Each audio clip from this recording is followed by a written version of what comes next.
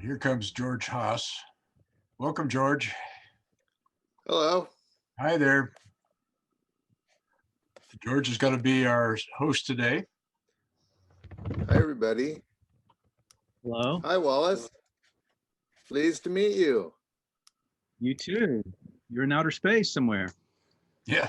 I am. You look like you're in a comfortable backyard. It's a beautiful day. That it is. Yeah, it certainly is. I've been reading your stuff for years, Wallace. This is really a pleasure meeting you. Thank you, George. I appreciate that.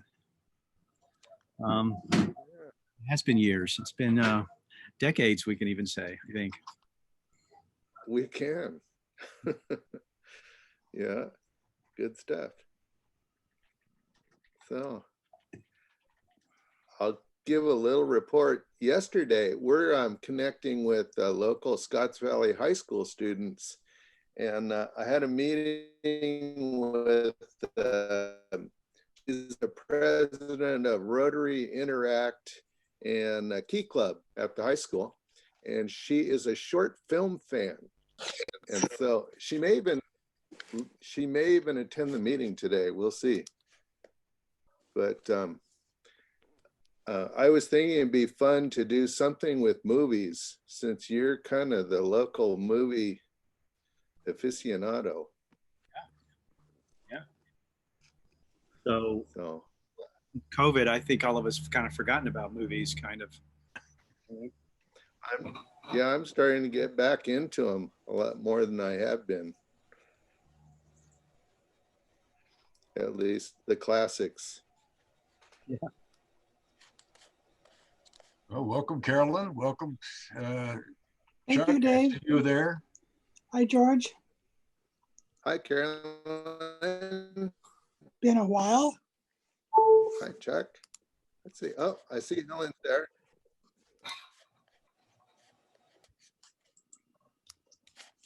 Hi, Jack. Hey, how you doing? Good. How are you? I'm doing well. Enjoying the day out. Good. I got back in time for this. Excellent. Yeah. And welcome to Scotts Valley Senior Life too. Oh, thank you. Yes. It's Yeah. Our newest board member. I look Welcome, forward- Jack. Thanks. Hi, Dave. Yeah, we're excited. Trying to bring some good energy to it. Well, you're certainly great at lining up guests. You've been doing really well. Yeah, no kidding. That's Dave. Dave knows everybody in town. Well, we're always looking for other people who should be on our calls. So anyone has suggestions for speakers, why, please speak up. Okay. Welcome to Scotts Valley Senior Life Online. Presented by, please visit our website, sign up for our newsletter, suggest future projects and games and speakers and anything else you want to suggest. Donations are always welcome. And thank you. We're an all volunteer group. Nearly 100% of donations received are used to directly help seniors living in the area. Some of the things we've done for the community, for the senior community, we got automatic electronic defibrillators at Montevalli and Spring Lakes. We got an exercise machine for Montevalli, patio umbrellas for Scotts Valley Senior Center. And we were doing in-person workshops, 2 to 3 workshops a year. And now we're online. So we're looking forward to the day when we can get out and do public workshops again. So, and today's guest, we better give our disclaimer. If you want to remain anonymous, you can hide your profile picture, and We will be recording this for future benefit of people, anybody who wants to sign into our YouTube site. And so you're consenting to be recorded. And today's guest is Wallace Baine. He's a longtime arts writer, journalist, and editor, formerly with Santa Cruz Sentinel and the Good Times. And now he's a City Life correspondent with Lookout Santa Cruz. And next slide, please. So he's the author of A Light in the Midst of Darkness, a cultural history of the independent bookseller Bookshop Santa Cruz. His work's been syndicated in newspapers nationwide, and his fiction has appeared in the Catamaran Literary Reader and the Chicago Quarterly Review. He's the author of the book Rhymes with Vein, Belabored Humor, and Attempted Profundity, and the story collection The Last Temptation of Lincoln. His play Oscar's Wallpaper, which premiered on stage in Santa Cruz in 2015, was adapted from one of the stories in Lincoln. His fiction was also included in the anthology Santa Cruz Noir in 2019. And with that, he'll talk about Lookout Santa Cruz, his new journalistic endeavor, how the local news business is changing, and looking for story ideas from the community. So, take it away, Wallace. Hi, George. Thank you so much for having me. I really appreciate it. You're welcome. As you know, I've been around for a long, long time in this community. Spent a decade working every day in Scotts Valley, as a matter of fact, over on the frontage road on the east side of the freeway there when the Sentinel was there for a long time. And so I have, in the last couple of weeks, taken on a new job, and we're trying to get the word out about it. It's called Lookout Santa Cruz, and essentially it is a new news organization. It's online only, and what we're going to try to do is we're going to try to fill in where the Sentinel has not been able to keep up in terms of local coverage throughout the county. And it's an amazing endeavor started by a local guy from Aptos named Ken Doctor. And he has brought in journalism professionals from all across the country. And he's also hired several locals who know the area very well, me being one of those. So we're just at the beginning. We launch later this week after several weeks of preparation. And it's going to be an exciting thing. And I'm trying to get the word out and let people know what this is, how it's different from news organizations that they're used to. For years I used the word newspaper. I can't use that anymore because there's no paper involved. This is purely an online venture. So for the first time in my career, I am not going to be in the local, in the newspaper boxes that you see out in front of the supermarkets, and I'm really quite excited about that. So it's going to be offered to the community for free on the internet. Some water, Charlie. For the first couple of months. And then it's going to be a subscription based thing per month. So what we're trying to do is address the parts of the community that the Sentinel has not been able to address. And I know exactly what has happened at the Sentinel for the last 20 years because I was there. We have seen outside ownership kind of shrink the paper and shrink it and shrink it. I don't know how many of you subscribe to it these days, but it's gotten thinner and thinner and smaller and smaller. And Um, I had the experience not too long ago of picking up a newspaper. I think it was from like a Tuesday in 1982. It was that wide for one thing. I was how wide it was, and it was thick. It was like, wow, there used to be real heft here. Nowadays, it's like this, and there's not much to it, but it's happened so gradually. We have really not noticed it that much. So I'm excited about what we can do, and as part of that, I am doing something. I am working in different arenas than I have in the past.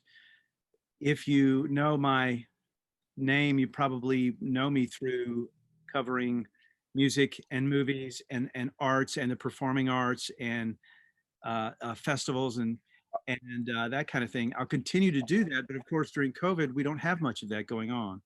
So now I'm doing other stories. I'm talking about communities across Santa Cruz County, how they're sort of dealing with COVID, how we're recovering from it, what we might expect in 2021 with a new president, with a new year, with maybe a vaccine on the horizon. There may be we might be making the first steps to getting back to something like normal, and I think that's what everybody wants.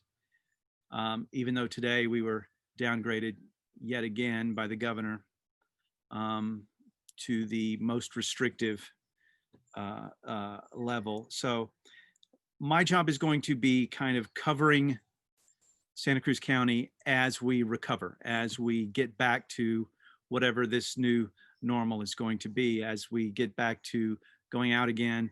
And so I am trying to make a lot of new contacts in the community, new relationships.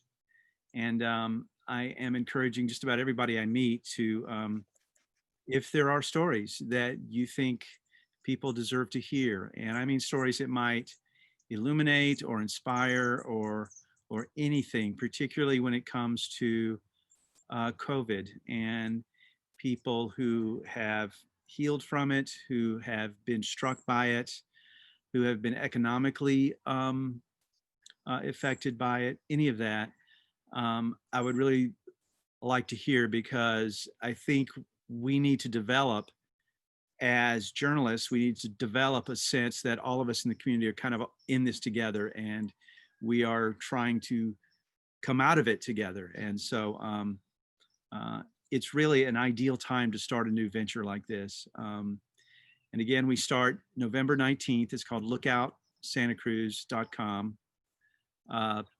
Please check us out. I think you'll be impressed. We've got a lot of really fabulous young journalists. I'm kind of the oldest guy in the room every time I have a meeting with them, which is a good thing.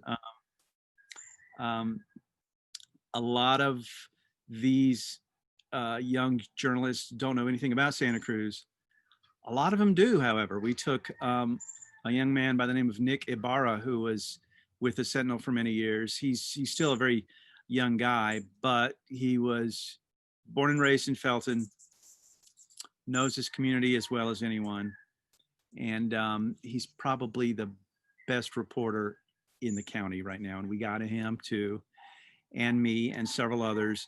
It's going to be an exciting new venture. And I think you're going to see more and more of the stories of this county reflected in what we do. And that means, holding the politicians to account, of course, but also just telling people stories. And that's going to be my job. So,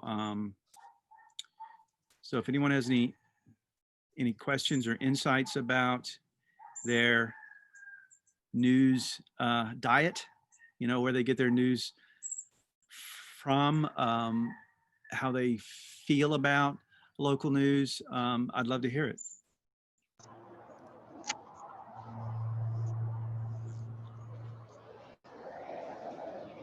I'll start if you'd like. Go for it. Donna Lind. And yes, I remember you well, working with the Sentinel. And I actually happened to be standing right in front of the old Sentinel office. But I've been sad to see I am still a subscriber to the Sentinel, but I'm not really sure why, because the substance is just shrunk to nothing. And that because they go to print so early.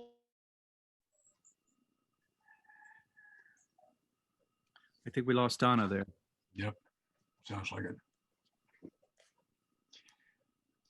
Yeah. I can comment Okay, along no- that same line. Today I decided to cancel my subscription to the Sentinel. And then they finally talked me into keeping the Sunday edition and the online portion of it. But I agree with what Wallace was saying, is the paper has gotten to be so small, and there really isn't much in there that I couldn't get otherwise for free. So it seemed kind of silly paying twice as much as I would pay for the Wall Street Journal. Well, and I've heard several people who called, they negotiated a discounted rate. So it's, they're desperate to keep it, but I don't know how it's going to happen. Well, thank you, Donna. I think you're exactly the kind of person we want to address and which we want to reach. The reason that the Sentinel has become what it is, a lot of it has to do with how online has kind of destroyed the traditional news business, but that's only part of the story. The other part of the story is out-of-town ownership.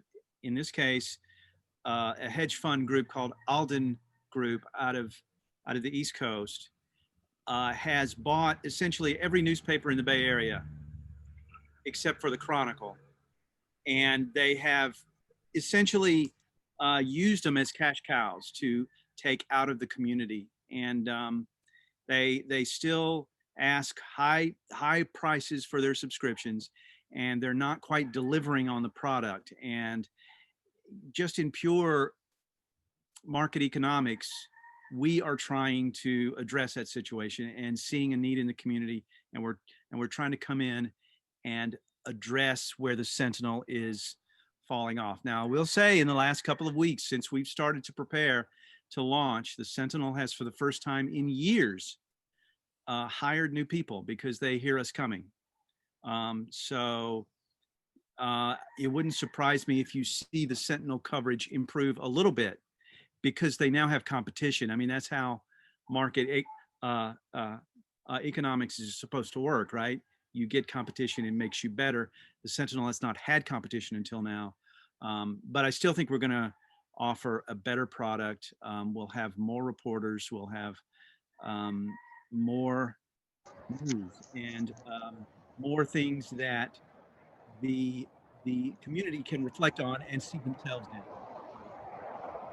That's the big reason why they came after me, and they got me. And yeah, check us out at Lookout Santa Cruz. I think, especially those of you like Donna who are longtime subscribers, I think you will notice something quite pleasant. I'm hoping. Wallace, this is Jack Dillis. I'm a longtime subscriber also, and I'm probably my whole adult life. And I really want local news. That's what I need to pay attention to national and state news. But what I really want is I want to know what's going on in the community, not just Scotts Valley, but the county. So I'm hoping that that'll be the focus of your efforts that you'll be dealing. It sounds like it'll be a major part, but is that true? Will it be most of what you're doing? Will it be focused on local news? It will be all of what we're doing, essentially. Now, we do have partnerships with the LA Times to bring us California news.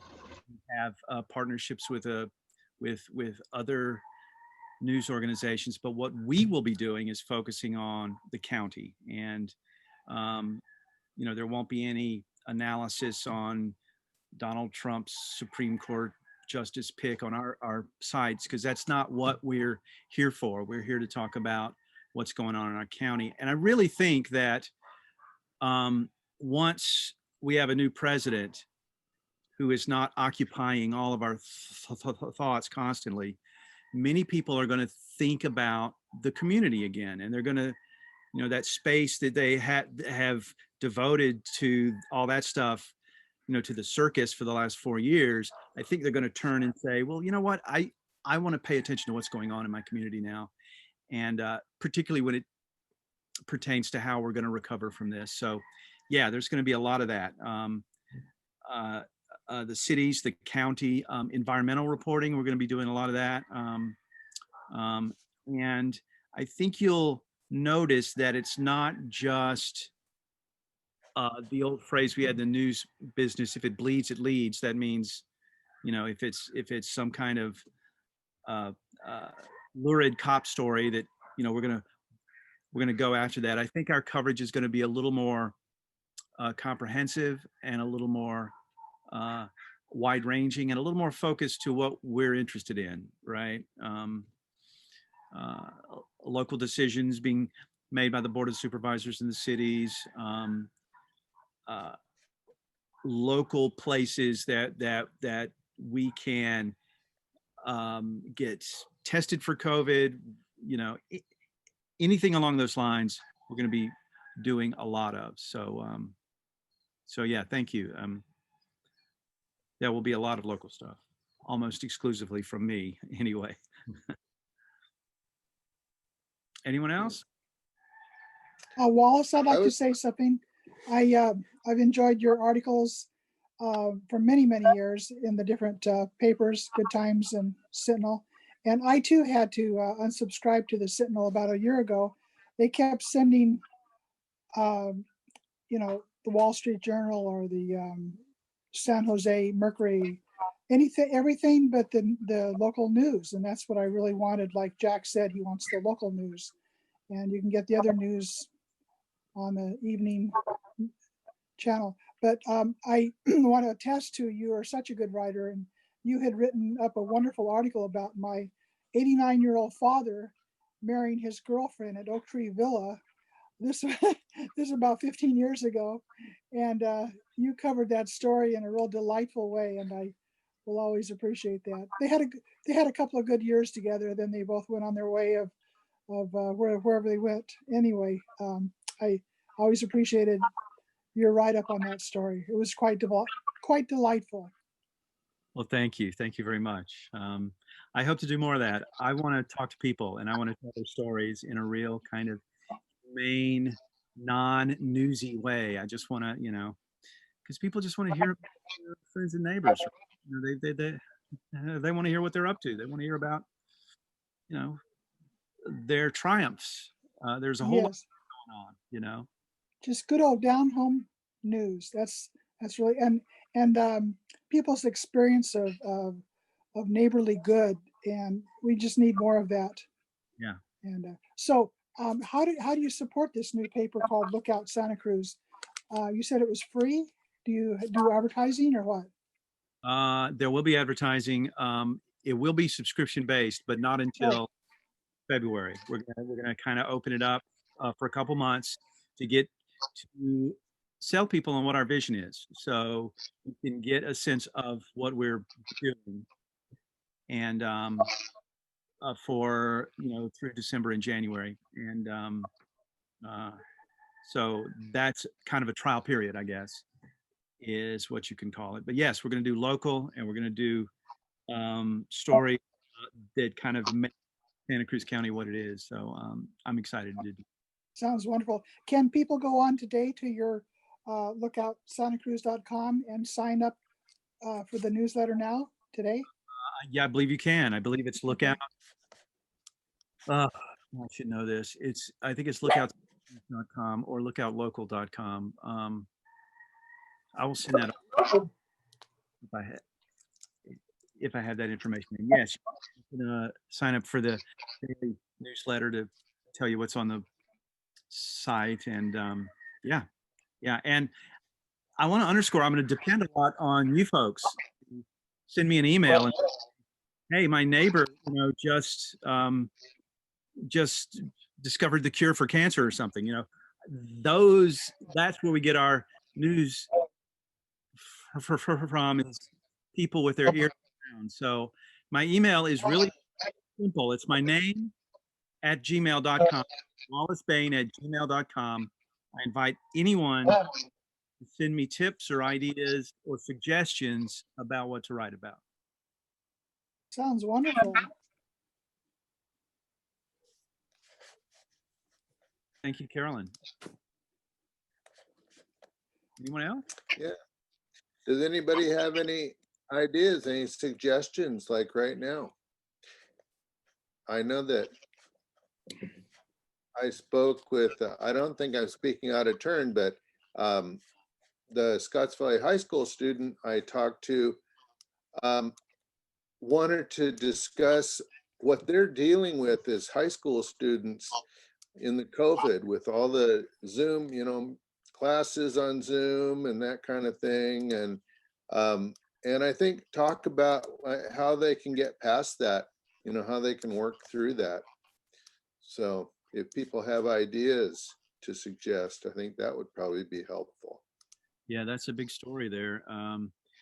I am absolutely amazed at young parents right now who are having to deal with their own jobs, having their kids at home, trying to get them to do remote learning. It must be absolutely insane. My kids are grown and gone, so I thank you for that. Didn't hit me then, but yeah, there's a lot of quiet sort of heroism going on, and I think we want to focus on that. Yeah. Lots of inventive ways that people are dealing with things nowadays. It's forcing us to get creative. Exactly. And I've been covering a lot of arts things too. Live music concerts are kind of a thing of the past, at least temporarily. And we're seeing a lot of musicians kind of collaborate through this kind of atmosphere. And I've been really interested in how that's going too, because as everyone knows, we have an incredible amount of creative people in this community. And they have been robbed of their stage, their forum. So in the new year, one of my resolutions is to try to help them regain that audience a little bit by showing people what they're doing as musicians and artists. So if you know anyone like that. Wallace, Bobby Ward is doing shelter shows. They're actually bringing in student performers and professional performers. And I'll try to connect you. She's got a Facebook page, but that's really been interesting. And I know San Lorenzo Valley is putting on a play. So high school, I mean. So. Wow. They're putting on a play remotely. I'm not sure. Yeah, it's exactly. They are. So we can forward that information to you. Great. Please do. Yeah. I wonder how many community theaters are doing these days. I imagine they're, The Press Banner did a story and I didn't get a chance to finish it. Oh, is that right? So I'll look for it. I got to get on that too. That's another thing, to go to each one of these theater companies across the county to, what are you doing in 2021? How are you going to get out of this? We need our art. So I'll be doing a lot of that. I was calling the movie theaters today, and we just went into purple, the most restrictive category, and that pretty much sunk movie theaters, because those are now on the forbidden list. A lot of them are closed anyway, but like the Del Mar was open. I don't know about Cinelux in Scotts Valley. I think it was open until today. It was. Right. They've been showing movies there. But, it just must be crazy for these small businesses to have to get up every morning thinking they're going to be shut down or not being able to open. It just must be very hard. So the stories that come out of that is what I'm interested in. There are several changes this time around. Personal care are going to be able to open with modification. Of course, salons and hairdressers still open, nail salons. So there are things that had been closed that are being opened with precautions this time. So Yeah. dining outside rather than just takeout. Right. Wallace, Carolyn here. I would think having a column or articles on people's experience with different eateries that they have takeout from and have good success with. And I know my go-to is Otoro Sushi in Scotts Valley. They've been wonderful this whole time of the COVID since March. And I'm sure I spent my whole stimulus check just at that restaurant over all these months. I have people over for lunch and I get a to-go bento box and we have a wonderful visit over a wonderful lunch. And I think a lot of these restaurants might appreciate some feedback of people's experiences. That's a great idea. Is that over by Scotts Valley Market? It's behind Taco Bell on Scotts Valley on Mount Herman, across from Nob Hill. Gotcha. Okay. Yeah. And I went to Giatella's. I went to Giatella's by Scotts Valley Market a couple of weeks ago, and they have an outdoor patio area, and the food is as good as it ever was. So that was a great experience too. I used to love the hot bar at Scotts Valley Market. That was a wonderful thing. Of course, those things are something we're going to tell our grandchildren about now, it seems like. Hopefully that'll come back one day. But yeah, no, that's a great idea. We have not hired yet, but we are going to hire a full-time food writer. And that food writer is not going to do restaurant reviews per se, but they're going to do restaurant news, who's opening, what they're offering, plus, the farm to table movement and local growers of this and that and how the farmers markets are going. Food is an entire beat all its own. And we're going to have our own food writer to do exactly that. I think the days of kind of the restaurant review might be over, kind of like, for 20 years, I was the movie reviewer at the Sentinel. We don't have any need for that anymore. I mean, you don't need me to tell you about movies. You can get that 8 million other ways. You probably need me to tell you about local people doing things. So that's what I'm going to do. And that's what I'm interested in. So, Hi, this is Kevin. Let me know. I would love to hear. This is Kevin. This isn't necessarily the entertainment beat, and Jack and Donna probably could speak to this more, but it seems like the Scotts Valley Police Department is understaffed. And with the economic slowdown, and there may even have to be layoffs. And hopefully there will be some business writers in your venture covering this subject. Because it seems like it's hard for Scotts Valley to get people to come to work here because the pay isn't the same even as Santa Cruz is. And like I said, if they even have less money to operate with because of the economic slowdown, I don't know. I don't know how Scotts Valley gets out of that. But again, maybe Donna or Jack could speak to this more than I can. Yeah, that probably will not be my coverage, but we do have someone who is covering the police departments and the sheriff's department, and I'm sure she is going to be looking into that particular thing. Do you know how many people Scotts Valley has on the payroll of the police department? Well, there's 20 sworn officers, and then our dispatch and clerical, so another 8 additional to that, so about 28, 26 to 28. How does that compare to, say, Capitola or?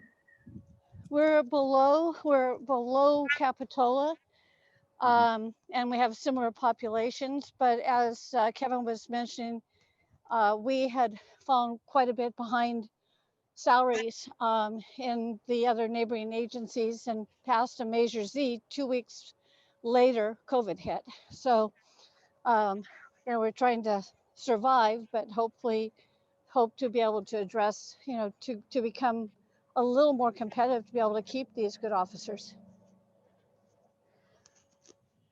Right.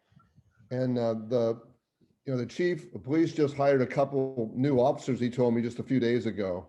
So we've had this turnover partly due to the salary differential, but we continue to try. It's still our top priority. The community wants a safe community, and so we're going to do all we can to make it that way. And we've had good and bad news both on our taxes. We ended up better so far with sales taxes than we thought we would. It's the hotel taxes that are hurting us, but we just got to get over this hurdle, and then we're going to be full speed back. And we have to wait until we're through this to be able to do much more. But we clearly want to have a good, solid, fully staffed police department and the rest of the services as well. The community wants it, and that's our plan. Right. Great. Anyone else have any? Wallace, Yes. this is Carolyn here. If you're interested in interesting stories about seniors, I think it'd be wonderful to have articles of people that you interview that have lived here a long, long time. I have a Dutch neighbor that I would recommend highly. She is so amazing. She's such an inspiration. She does her own gardening, and she had 9 children, and she's just an incredible woman. She lives up in Scotts Valley off of Lockhart Gulch. And she wrote 2 biography books. One was her life in Holland before she came over here with her husband. And then the second book is her life after she came over here. And she's just a delightful, inspiring person. And I personally love to read about people like that. And so if you'd like me to tell you more about contacting her, I know she'd be thrilled to show you her 2 books that she wrote. And she's Yeah, send me that information via email. I'd be happy to look at that. That's okay. Her name is Mary Van Diepen. uh-huh. And she lives up off of Lockhart Gulch. Mm-hmm. And as a crow flies, she's a kind of a neighbor of mine. And yeah, Mary Van Diepen. And I'll give you her phone number, and I know she'd love to be interviewed. And I'll meet you up there with her. She'll make you a cowboy coffee and some Dutch cookies, I'm sure. A cowboy coffee. That sounds fun. That's when you put the coffee grounds directly in the water and stir it up. Wow. And then let all the grounds just sink. Of course, they all don't sink. And then you drink it that way with canned cream in it. It keeps you buzzed for quite a while. Yeah. Well, I have probably a dozen stories over my career about people who have written their memoirs and they want to get them out there. So, and nobody knows they've written their memoirs. They've published a book, and it's an incredible life. And so I have done stories like that. So would love to hear about anything like that. I'm a big history. I always go back to history, and I always really like origin stories about things. Not too long ago, I did the origin story of Netflix, which involves Scotts Valley, right? How it's kind of started there, and the idea started on Highway 17 from Scotts Valley. And origin stories are a big part of what I have done in the past. I wrote a book about Bookshop Santa Cruz and their origin stories, and I'm interested in doing those kinds of things also. I'm interested in when people pass on. I'm interested in doing what we call feature obits, which is a story about someone after they're gone, because I think a lot of people, deserve a moment where we kind of reflect on who we've just lost here. And that's one area that big city newspapers do pretty well, but small town newspapers just don't do very well. And I think that's a valuable service too. I've done many of those over the years, and I always consider it a great honor to write a feature obit, whether it's for, James Houston or former Mayor Marty Warmout, or I don't know. There's so many people that I've done that for. It really sort of fills in the colors of their life. It gives people an opportunity to talk about what they meant in their lives. So that's another thing. If you hear of somebody notable who has passed on, who maybe didn't get the attention that they deserved, please let me know, because that's something I want to do as well. That's a wonderful idea. I think we all, if we admit it, love to read the stories in the obituary. Yeah. Right? Yeah. Thank you. It's a great idea. Thank you.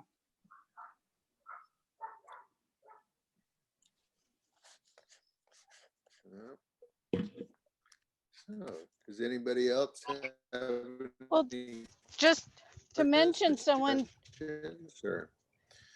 to mention Chuck Blair would be a good one to do a story on. Blair?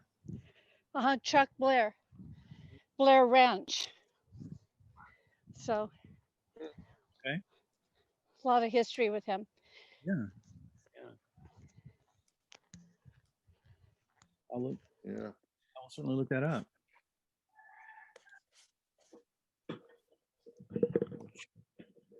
That's what I was thinking too. There are a lot of families in this area that have been, really pioneers, and so now their kids are around, but I imagine, Yeah. as a matter of fact, I was thinking about Gilda's, and I hear, well, this is kind of, I'm sure you're familiar with it. I think the owner of Shadowbrook bought Paradise Grill and also Gilda's. And I was just so thrilled to hear that, because there's so much history. I remember when Gilda was behind the register for as long as I can remember. Yep. So, I mean, a lot of great stories. Right? We thought they were closed and done, and that was it. Now they're back. Right. Yeah. No, that's a good idea. Also, if anyone has any old Alfred Hitchcock stories, totally. Absolutely. Yeah. Speaking of that, do you know the people that live up on the road that Alfred Hitchcock lived on? It's off of Glenwood, I believe. What's it called, that road? Canham. Well, Road. it's the Brassfields. The Brassfields live on the Hitchcock estate. Oh, I see. I thought it was the Stonies. Is that not right? Part of the Mountain. Oh, I is see. the name of the winery. There's Alfred Hitchcock's granddaughter lives here in Santa Cruz and is a friend and has done talks on her grandfather. Wow. If there's a centennial or something, that might be a good time to revisit her, and because that's one of those stories that no one ever gets tired of hearing over and over again, right? About how I live here. But yeah, that's a great idea. Now I have written about the Scopatoni family. Very creative people that live up there, either on that property or close to that property. So yeah, any of those kinds of stories I'm really interested in, and anything in the San Lorenzo Valley as well. So Wallace, do you know Iris and Jim Cummins that live up on that road? What is the road? It starts with a C that Hitchcock lived on? Canham Road. Yes. Well, they live up there and they have a beautiful, well-known iris farm that they open up to anyone who wants to come. And I've taken my sketch group up there every year, except this year. and they opened it up to the public. But Irene is in her probably 70s now. When she was a little girl, she lived there with her parents on that historic site that has an old stagecoach barn. And I bet they would love to be interviewed. And she remembers Mr. Hitchcock and his wife stopping at her ranch and buying a turkey on their way up to their home where they were going to have a lot of company. So they bought turkeys and eggs from the Cummins, and they still live in the same property there on Cannon Road there. So cool. So we'll have to get you together with Jim and Irene Cummins. They're delightful people, and their iris farm. Has anyone been through their iris farm? It's well known, so I thought maybe someone on this Zoom might have been up to their famous couple of acres of beautiful award-winning irises. In And they Scotts have, Valley? in the Scotts Valley off of Glenwood Canyon, up past the high school. And you turn right on the, is it Cannon Road? Or Canson Road? Anyway, you turn right there where Alfred Hitchcock lived up further. And they live up just about a quarter mile up on the left, a big white fence. It's a big, you can't miss it. You'll know it's an iris farm. And they would love to show you around when the irises are in glorious bloom. And it starts about April or May. Wow, it's a great idea. It's a great idea. Just for photos, it would be a great idea. Well, she has on her property the original stagecoach. I believe they had a stop there, a stagecoach stop, and they would change horses or riders and then be on their way with a fresh team. And that barn is still standing there. So that's a lot of history. And her husband collects all sorts of artifacts, rusty artifacts, and it's all over the property. You just would have a real good time there. So I'll try to connect you to those people.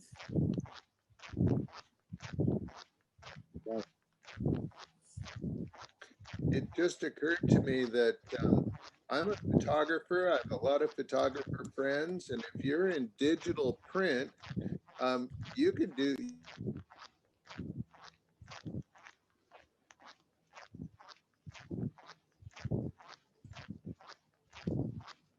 There, I'm back. I was just saying, since you're in digital print, you could do photographs really well. So.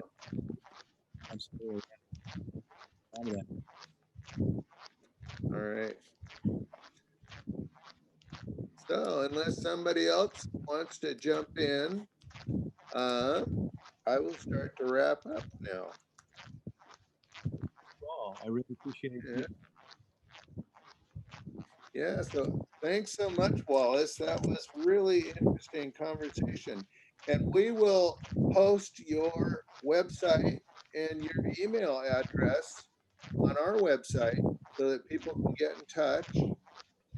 And we also have a newsletter. We'll include that there. And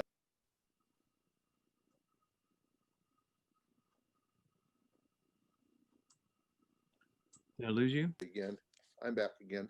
There you are. I'm back now. Can you hear me? Yes. So anyway, we have a newsletter and we'll post all of that information and be sure people can give you lots of great suggestions. It sounds like they've already got a good start. So, and good luck to you and keep us posted. Thank and you. I'm sure we'll be in touch. Thank you all. Please, let's maintain those connections. I would really like hearing your story ideas. Thanks so much. Okay. And your new project goes online on the 19th. So this week. Huh? Right. This week. Yes. Okay. Well, be sure to get us the web address. I tried a few, but I didn't get through to anything at this point. All right. I will see if I can find that right now. If you could, we could post it here in chat so everybody's got the information. Right. Good idea. Yes. It's called lookoutlocal.com. Lookoutlocal.com. That's where you go. and you can, there isn't anything there now, but on the 19th, we're going to have a fully worked out news site that is going to blow your minds. I hope. I'm sure of it. So, I'm posting it now. Lookout Local.com. Local. Yes. There, is that it? All right, it should be in the chat. Thank you so much. Local.com. Yes, it is. Well, we look forward to your offerings, Wallace. Well, thanks again, Wallace. Thank you so much. Good luck. Yeah, we really enjoyed having you join us today. Of course. Look forward to seeing you now on lookoutlocal.com. Just getting started. Okay. Thank you, everyone. All right. Thank you. Thanks a lot. And next week, our featured speaker is Jim Reed, who's on the Scotts Valley City Council. And I'm sure most of you, if you're familiar with Scotts Valley government, then you'll know who Jim Reed is. He's past mayor, and he's chief of staff for the mayor of San Jose. So he's going to share about his experiences and what he's learned as far as city government goes. So we look forward to hosting Jim next week, and we look forward to all of you attending. And I'm ready to sign off. Unless you have anything, Dave. Did I leave anything out? Probably. Nope, I think you covered it. All right. Look forward to seeing everybody next Monday at 4 o'clock. Great. Thank you, Dave, and thank you, George. And thank you, Thank Wallace. you. Thank you, everybody.